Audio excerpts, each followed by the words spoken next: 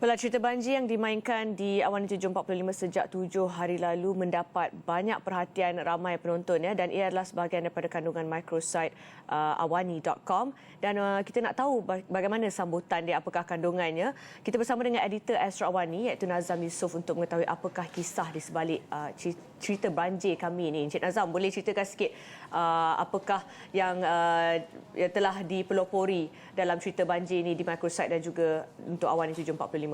Ya, Iza. Astro Awani sudah siarkan 7 cerita banjir yang disiarkan di Awani 745 selama 7 hari berturut-turut sejak Isnin lalu, dan malam ini adalah yang ke-8 iaitu yang terakhir.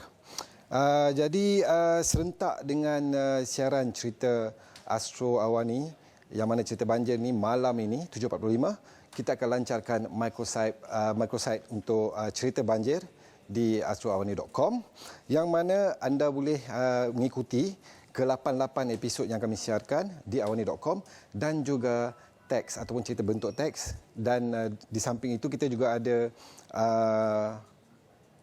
still foto ataupun visual yang dirakamkan yang mana yang belum pernah disiarkan sebelum ini yang ada pada microsite. Anda boleh layari di laman web kita iaitu awani.com. Dan yang menarik ni ialah kebanyakan cerita ini adalah daripada pengalaman mangsa-mangsa banjir sendiri, tentang bagaimana mereka meneruskan kehidupan, bagaimana mereka berikhtiar untuk terus menjalani dan untuk memulihkan kehidupan mereka yang mana kediaman musnah dan macam-macam lagi.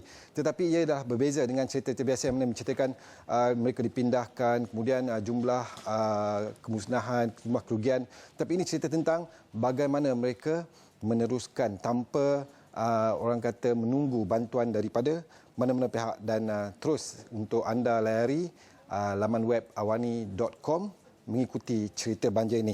Dan pada malam ini juga 3 tonggak utama yang berusaha keras untuk menghasilkan cerita banjir ini, iaitu wartawan Isra Khalid, juru kamera Wildan dan juga Syahir Omar yang bertukus lumus untuk menyediakan laporan ini, akan ke udara dalam agenda Awani malam ini bagi menceritakan objektif dan pengalaman mereka ketika mereka menghasilkan karya ini.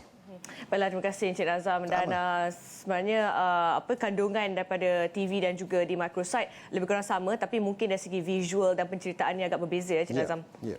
Okey, baiklah, terima kasih dengan perkembangan itu, dan jika anda ingin tengok sendiri cerita banjir, boleh lihat, boleh tonton Awani 745, dan jika terlepas boleh pergi ke microsite kami di awani.com. Di situ ada semua cerita banjir, setakat ini dah 7 ataupun 8, dan ada foto galeri dan sebagainya di mana fotografer kami telah pun pergi sendiri ke lokasi untuk mengambil visual-visual yang cukup menyayat hati.